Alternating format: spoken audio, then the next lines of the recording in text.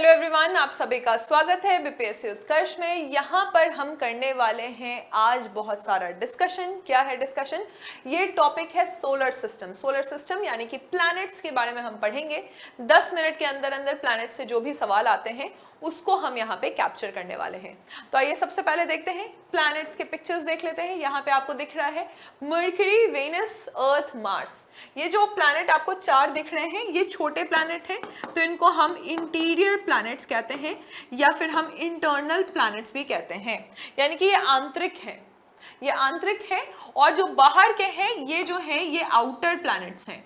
तो outer planets जो कि हैं आपके जुपिटर, सैटर्न, यूरेनस और नेपच्यून।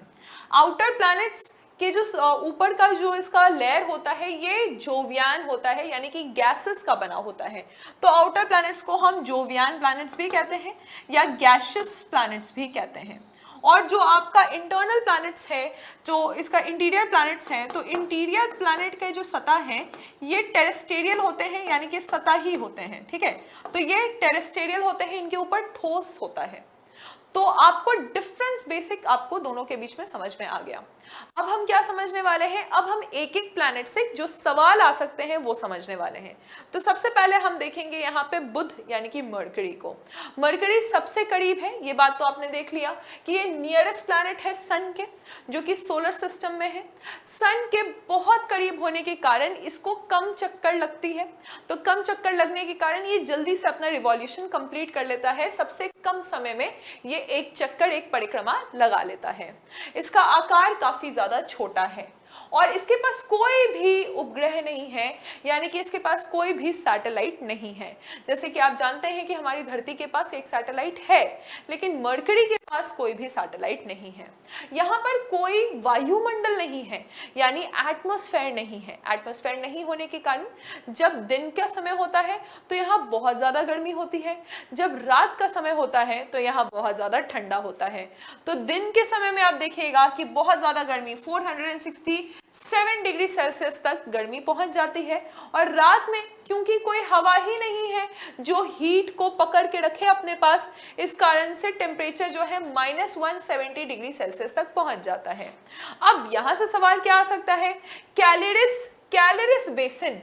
तो कैलिरिस बेसिन यहाँ पे पाया जाता है। पूछा जाएगा कि कौन सा ऐसा ग्रह है जहां पे कैलिरिस बेसिन पाया जाता है, तो ये बुध ग्रह है, ये है मरकरी। यहां से आपको याद रखना है। नेक्स्ट जो प्लैनेट है उसको हम शुक्र कहते हैं। भारत भी अपना शुक्रयान लॉन्च करने वाला है जल्दी, यानी कि हम पहुंच जाएंगे वीनस पे। वीनस को धरती का जुड़वा कहा जाता है, यानी कि ये अर्थ का ट्विन प्लैनेट है। साथ ही साथ आप जानेंगे कि अर्थ के ऑलमोस्ट सेम साइज जैसा है। धरती के सबसे करीब जो प्लैनेट है वो है वीनस, और ये हो गया सिस्टर प्लैनेट क्योंकि ये धरती जैसा ही है। अब इसमें शाम का तारा यानी कि संध्या का तारा भी कहा जाता है, इवनिंग स्टार, और इसे मॉर्निंग स्टार भी कहा जाता है, यानी सुबह का तारा। तो ऐसा इसलिए है क्योंकि जब सुबह होती है तो ये ईस्ट में दिखता है, और जब शाम होती है तो ये वेस्ट में दिखता है, क्योंकि धरती भी तो घूम रही है, राइट। और ये सबसे ज्यादा गर्म प्लैनेट है। गर्म प्लैनेट होने का कारण ये है कि इसकी वायुमंडल बहुत ज्यादा मोटी है, तो 480 डिग्री सेल्सियस तक इसमें टेम्परेचर बढ़ जाता है। इससे सवाल क्या आ सकता है? यहां से सवाल आ सकता है कि वो कौन सा प्लैनेट है जो कि ईस्ट टू वेस्ट घूमता है। अभी तक हमने जाना कि सारे प्लैनेट्स वेस्ट टू ईस्ट घूमते हैं, लेकिन वीनस और यूरेनस ये दो ऐसे प्लैनेट हैं जो कि उल्टा घूमते हैं, ईस्ट टू वेस्ट घूमते हैं। अगर हम वीनस पे जाएंगे तो जो सबसे ऊंचाई पे जगह है उसका नाम है मैक्सवेल।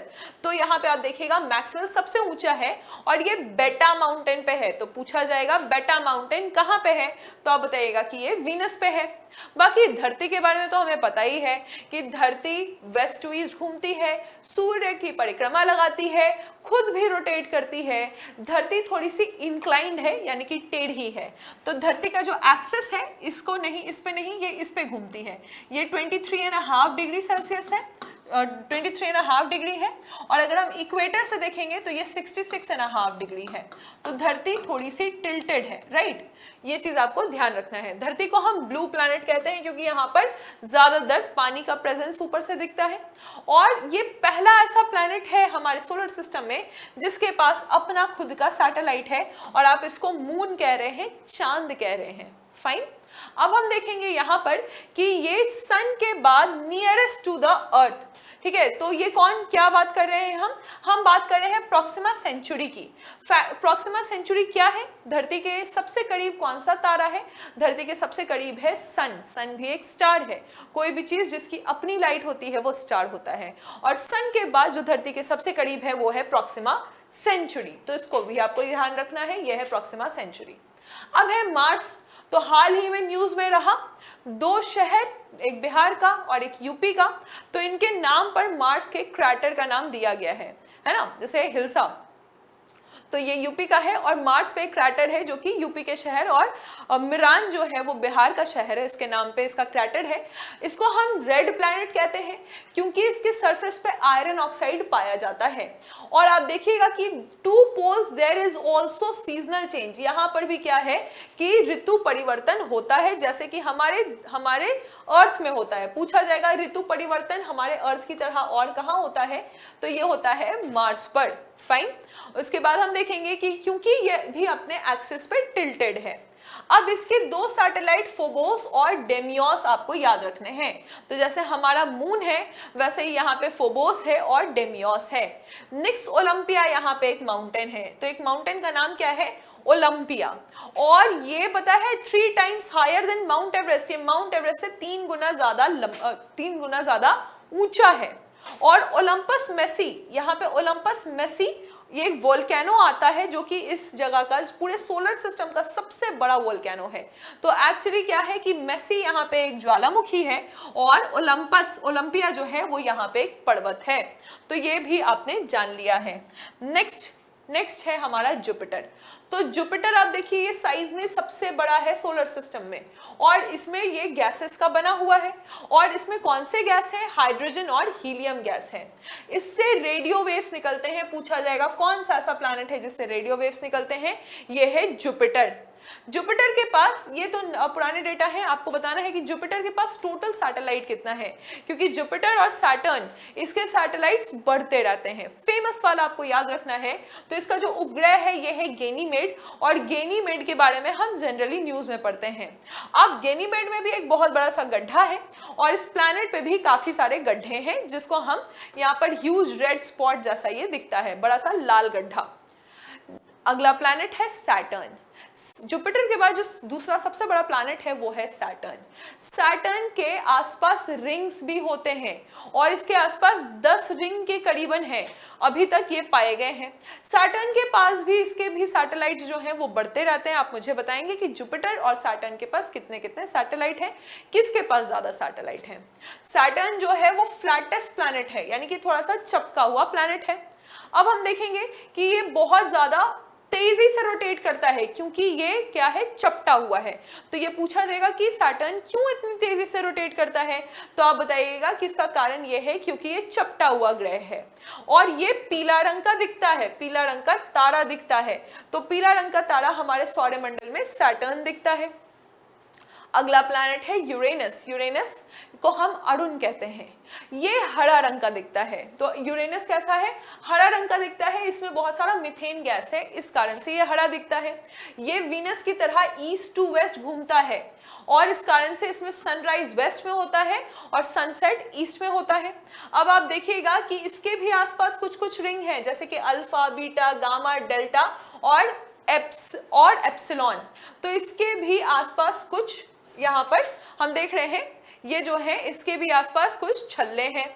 अब अरुण के बारे में जब हम बात करते हैं तो ये lie down on the axis its high inclination towards sun. तो बेसिकली यही बताया जा रहा है कि सबसे ज्यादा जो एक्सिस पे टिल्टेड प्लैनेट है, यानी कि टेढ़ा है, वो कौन सा है? वो यूरेनस है। और आप देखेंगे कि टाइटन जब हम पढ़ते हैं तो टिटानिया जो है वो इसका एक उपग्रह है। तो पूछा जाएगा कि न्यूज में रहा टिटानिया टिटैनिया किसका उपग्रह है, तो आप बताइएगा कि ये यूरेनस का उपग्रह है, इसको आपको याद रखना है। नेक्स्ट है नेपच्यून। नेपच्यून हमारा लास्ट प्लैनेट है, सबसे ज्यादा ठंडा है क्योंकि सूरज से सबसे ज्यादा दूर है, इसके पास भी कुछ सैटेलाइट्स हैं इसके। नेपच्यून अभी तक का सबसे छोटा, नेपच्यून का जो सबसे छोटा सैटेलाइट है, इसका नाम क्या है, इसका नाम हमने दिया है नैयाद, और ये भी पीला रंग का दिखता है। आखिरी में हम बात करेंगे प्लूटो के बारे में। प्लूटो अब प्लैनेट नहीं है क्योंकि ये अपने ऑर्बिट पे फिक्स नहीं था और इसके ऑर्बिट बदलते रहते थे, इस कारण से हमने कहा कि ये ड्वार्फ प्लैनेट है। इंटरनेशनल एस्ट्रोनॉमिकल यूनियन ने इसको कहा 2006 में कि ये एक ड्वार्फ प्लैनेट है, और ये कहाँ पे है, तो ये चेक रिपब्लिक में इसको अनाउंस किया गया, पराग में। फाइन। अब आप देखेंगे कि क्योंकि ये इसका फिक्स कोई भी ऑर्बिट नहीं है, इस कारण से कहा गया कि इसको हम एक ड्वार्फ प्लैनेट के रूप में बताएंगे। तो ये था रीजन कि प्लूटो एक ड्वार्फ प्लैनेट है। तो ये रहा आपके प्लैनेट्स का सेशन। 10 मिनट में हमने सारे इंपॉर्टेंट डिटेल्स कवर कर लिए हैं। Thank you.